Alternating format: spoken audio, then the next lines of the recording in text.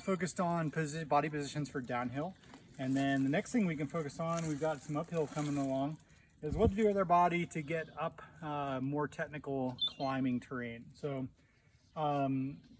when you're sitting on the saddle and you're climbing, you can do two things. The first of which is just to hinge at the waist and get your face closer to the bar, almost like there was like a scratch and sniff strawberry sitting up here on the front of the handlebar and you're trying to sniff it.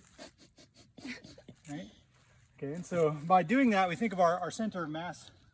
Think of our center of mass, you know, in the middle of our body, and we're sitting on the saddle. When we hinge at the waist and get that move forward like that, it moves that center of mass forward on the bike and as well as down. So that allows us to overcome some of the things going on as the front of the bike goes up.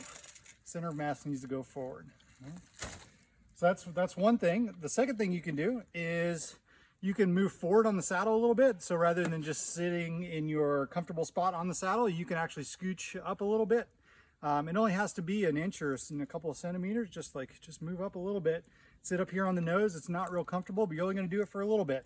And that also helps move, not only does that your center of mass, not only does your hinge at the waist, but then if you also move it forward like that, that gets it even farther forward for more steep terrain. So let's practice that. We can experiment a little bit of those things as we go up this climb. There's some different pitches and some different amounts of roughness. You do this automatically already and don't even think about it. The leaning forward, the hinging at the waist, and then you probably also scoot forward a bit when it gets real steep. So just do it consciously and think about how that's moving your center of mass around to get up these different pitches.